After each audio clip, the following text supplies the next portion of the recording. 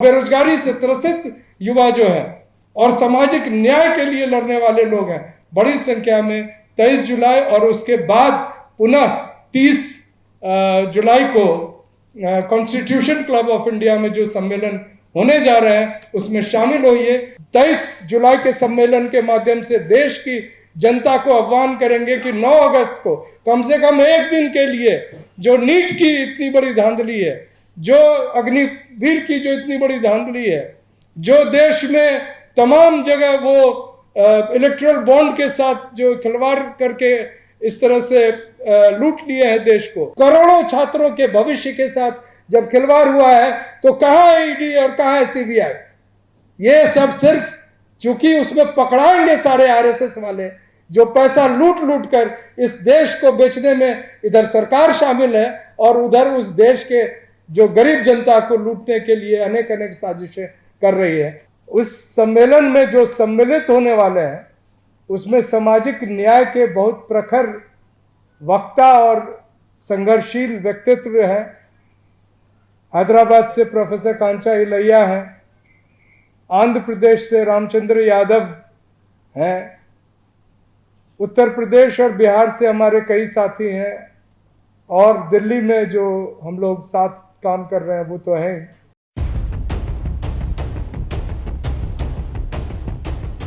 जय भीम, जय महात्मा फूले, जय साहू जी महाराज, जय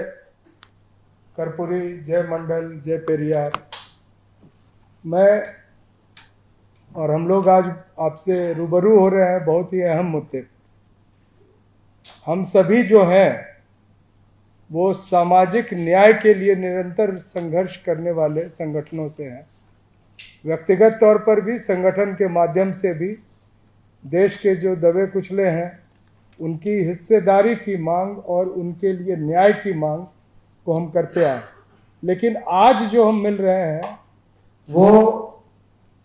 23 जुलाई को जो हमारा राष्ट्रीय कन्वेंशन है उसके बारे में आपको बताने। इस कन्वेंशन में अनेक संगठन सम्मिलित होकर इसको कर रहे हैं। मुख्य रूप से जो शामिल हैं उनमें वी द पीपल, जिनके प्रतिनिधि अनिल कुमार पटेल जी अभी हमारे साथ बैठे हैं, जय भीम मिशन जिनके प्रतिनिधि ईश्वर सिंह जी भी हमारे साथ हैं, संविधान बचाओ संघर्ष समिति जिसके तरफ से मैं और डॉक्टर रतन लाल जी हैं, सामाजिक चेतना फाउंडेशन जो उत्तर प्रदेश में काम करती है उनके लोग आज नहीं पहुंचे हैं और पैगाम के लोग नहीं पहुंचे हैं, ओबीसी फ्रंट के लोग हैं अभी भी हैं और काफ़ी लोग जो अनेक जातीय संगठनों से हैं जो बराबर संघर्ष में रहते हैं वो आज सभा में उपस्थित हैं। ये जो सम्मेलन हो रहा है ये कोइंसाइड किया गया है लोकसभा के सत्र से, जिसको बजट सत्र कहते हैं, जो 22 तारीख से शुरू होने वाली है। उस सम्मेलन में जो सम्मिलित होने वाले हैं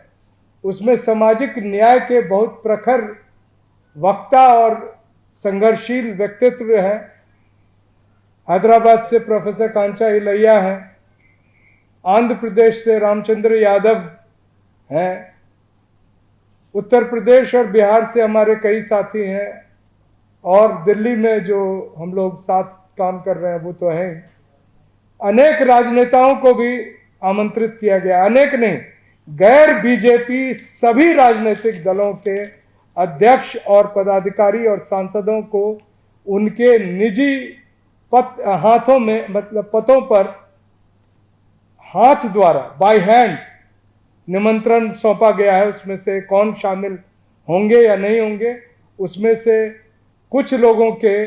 जो कंफर्मेशन प्राप्त हुए हैं उसमें हमारे लेफ्ट पार्टी के तरफ से, आयसा के तरफ से अभी प्रसेनजीत जी बैठे हुए हैं, 2 सांसद जीते हैं जो बिहार से, उनका प्राप्त है हमें। वीसीके पार्टी जो तमिलनाडु की पार्टी है, डीएमके पार्टी जो तमिलनाडु की पार्टी है, इसके साथ साथ जो कुछ निर्दलीय लोग जीते हैं, उदाहरण के तौर पर चंद्रशेखर जी, और पप्पू यादव जी, इन लोगों का भी जो कंफर्मेशन है वो प्राप्त है। जिन अध्यक्ष को हम चाहते हैं कि वो जरूर उपस्थित रहें, उन तक व्यक्तिगत रूप से जो दिया गया उसमें राहुल गांधी जी शामिल हैं, साथ में अखिलेश जी शामिल हैं, तेजस्वी जी को दिया गया है पटना जाकर, और भी शरद पवार जी को दिया गया है महाराष्ट्र में, जो ठाकरे ग्रुप के जो अध्यक्ष हैं उनके पदाधिकारियों को भी सौंपा गया है उनके लिए, अध्यक्ष के लिए। और सुप्रिया सुले जी टीएमसी की सांसद हैं, महुआ मोइत्रा हैं, सयानी घोष हैं, और भी जो अनेक जनता दल यूनाइटेड के भी जो अनेक सांसद हैं, दिनेश चंद्र यादव हैं, और रामप्रीत मंडल जी, और भी कई सांसद हैं, सभी को दिया गया। जो मुद्दे हम बराबर उठाते रहे उसमें सबसे प्रमुख है जातीय जनगणना की मांग। जातीय जनगणना क्या है? तो 2010 में संसद का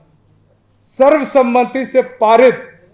ये एक प्रस्ताव है जिसके अनुरूप हर 10 वर्ष में जो की जाती है जातीय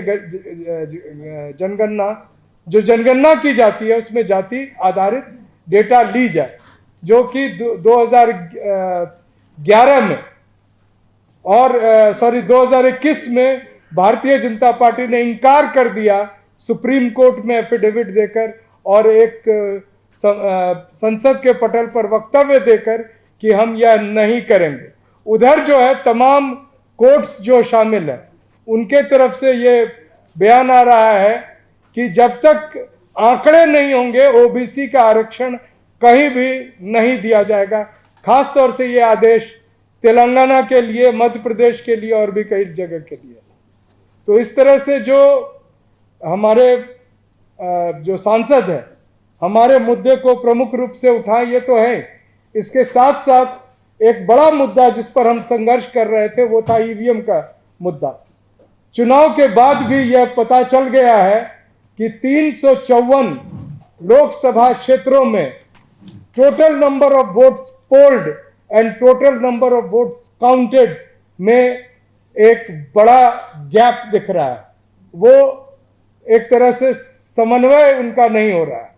सुप्रीम कोर्ट में कहा गया था कि ईवीएम से चुनाव होना इसलिए जरूरी है क्योंकि ईवीएम मशीन है, गिनती में कोई गड़बड़ी नहीं करेगी। जो हाथ से बैलेट पेपर से होती है उसमें लोग गड़बड़ियां कर देते हैं, ये चुनाव आयोग का वहां पर कहना था। हमें आश्चर्य लग रहा है कि मशीन की जो इतनी बड़ी गड़बड़ी है, और खास तौर से उन जगहों पर जहां भारतीय जनता पार्टी बहुत ही नैरो मार्जिन से जीती है, तो इस बड़े प्रश्न को संसद में और हमारे विपक्षी दल क्यों नहीं उठा रहे।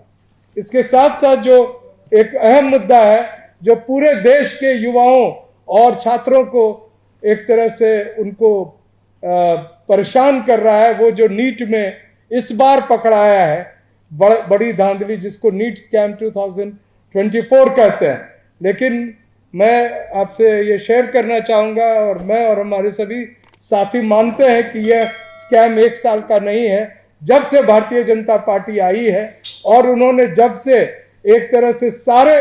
एडमिशन प्रक्रियाओं को एका करने के लिए, उनको एक तरह से अपने अंडर करने के लिए एनटीए जैसे संस्थाओं का गठन किया है, तो उसके माध्यम से ये धांधलियां चल रही है। दिल्ली यूनिवर्सिटी में CUET के माध्यम से जो लॉ में एडमिशन होते हैं उसमें भी लोगों को काफ़ी आश्चर्य होता है कि जो BA पास नहीं कर सकता है वो टॉप करता है उसमें जाए। और ये सारे लोग RSS से संबंधित होते हैं जो बहुत अच्छे नंबर लाते हैं या तो बहुत पैसे वाले होते हैं। तो ये एक एक सेंटर बिक रहा है, और ये जरूरी नहीं है कि ये सामाजिक न्याय का प्रश्न है, ये पूरे देश के युवाओं का प्रश्न है। मैं आपको बताना चाहूंगा 2 दिन पहले अग्निवीर में जो भारी धांधली पकड़ी गई है मध्य प्रदेश में, उससे यह दिखाता है कि एक तो वो सेना को कमजोर करने के लिए एक नई स्कीम अडानी के सिक्योरिटी गार्ड्स की भर्ती के लिए लेकर रहा है, जिसका नाम अग्निवीर रखा, अग्निपथ रखा। और उसमें भी भर्ती में पैसे लेकर किस तरह से जो कम नंबर वाले हैं उनको स्थान मिल रहा है और जो compete कर रहे हैं उनको नहीं मिल रहा है। ये कल और परसों मध्य प्रदेश हाईकोर्ट द्वारा जो आदेश दिया गया है उसके तहत हर जगह गड़बड़ियां हैं। तो हमारा प्रश्न है कि क्यों नहीं पॉलिटिकल पार्टीज ने डिमांड की कि जो नीट में गड़बड़ी का जो सरगना है, देश का जो शिक्षा मंत्री है, उसको तत्काल बर्खास्त करने की मांग क्यों नहीं की गई। हम उसकी बर्खास्तगी की मांग सम्मेलन में करेंगे, पूरे जोर शोर से करेंगे। उसके साथ साथ एनटीए के जो चेयरमैन है प्रदीप जोशी, जो व्यापम के समय भी मध्य प्रदेश के उस भारी घोटाले, खूनी घोटाले में वो शीर्ष पद पर थे और उसके बाद भी वो यूपीएससी वगैरह कई जगह रहे, उन्हें क्यों नहीं गिरफ्तार किया जा रहा है। ईडी सीडी का जो खुलेआम और सीबीआई का जो प्रयोग होता है भारतीय जनता पार्टी द्वारा, तो देश के करोड़ों छात्रों के भविष्य के साथ जब खिलवाड़ हुआ है तो कहां है ईडी और कहां है सीबीआई। ये सब सिर्फ चूंकि उसमें पकड़ाएंगे सारे आरएसएस वाले जो पैसा लूट लूट कर इस देश को बेचने में, इधर सरकार शामिल है और उधर उस देश के जो गरीब जनता को लूटने के लिए अनेक अनेक साजिशें कर रही है। तो हमारी मांग ये रहेगी कि दिल्ली विश्वविद्यालय भी जैसे जगह जहां असिस्टेंट प्रोफेसर्स की नियुक्तियों में भी भारी धांधली है, उसकी जो एक तरह से audit, high level expert audit होना चाहिए और उसका मॉनिटरिंग पार्लियामेंट का एससी एसटी जो वेलफेयर कमिटी है और जो बैकवर्ड क्लासेस कमिटी है वो करे। तो ये सब मुद्दे उठेंगे। मैं इसी को और हम लोग इसी पर आपको सूचना देने के लिए एकत्रित हुए थे। और इसमें सबसे बड़ी बात है कि हम चाहेंगे कि हमारे नेता जो संविधान को हाथ में लेकर दिखाते हैं कि इसकी हम रक्षा करेंगे, उसके पन्नों को जब चाट लिया गया है अंदर में और उनको पता नहीं चल रहा है संविधान जो खत्म करेगा, डॉक्टर रतनलाल हमेशा कहते हैं वो कोई नोटिस देकर नहीं खत्म करता है, वो बड़ी सिलसिलेवार ढंग से बहुत ही साजिशन खत्म किया जा रहा है। जैसे तमाम ओबीसी की नियुक्तियों में एनएफएस किया जा रहा है, तमाम ओबीसी के नियुक्तियों को ईडब्ल्यूएस किया जा रहा है गैर संवैधानिक और गैर कानूनी तरीके से। तो इस पर कौन बोलेगा? सड़क पर आप क्यों नहीं उतर रहे हैं? और अगर आप नहीं उतर रहे हैं तो हम 23 जुलाई के सम्मेलन के माध्यम से देश की जनता को आह्वान करेंगे कि 9 अगस्त को कम से कम एक दिन के लिए जो नीट की इतनी बड़ी धांधली है, जो अग्निवीर की जो इतनी बड़ी धांधली है, जो देश में तमाम जगह वो इलेक्ट्रल बॉन्ड के साथ जो खिलवाड़ करके इस तरह से लूट लिए हैं देश को, देश के जो अभी प्राइवेट प्लेयर्स जो हैं जो सारे इकट्ठे होकर बढ़ा दिए और जो भाषण दे रहे थे कि अडानी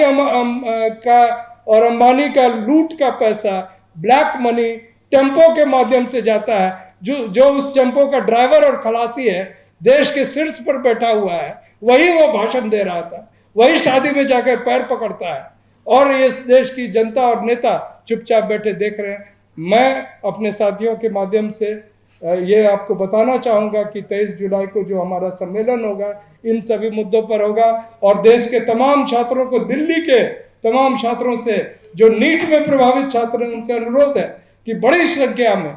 और बेरोजगारी से त्रसित युवा जो है और सामाजिक न्याय के लिए लड़ने वाले लोग हैं, बड़ी संख्या में 23 जुलाई और उसके बाद पुनः 30 जुलाई को कॉन्स्टिट्यूशन क्लब ऑफ इंडिया में जो सम्मेलन होने जा रहे हैं उसमें शामिल होइए। एक बड़े पार्टी के बड़े नेता हैं, प्रोफेसर लगाते हैं, उन्होंने कहा कि this is all academic exercise, कोई इससे निकलेगा नहीं। मैं आश्चर्य करता हूँ प्रोफेसर लगाते क्यों हैं अपने नाम पर, जिनको एकेडमिक एक्सरसाइज से इतनी बड़ी दिक्कत है। खैर, ये एकेडमिक एक्सरसाइज नहीं रहेगा, ये आगे की क्रांति का एक आगाज रहेगा।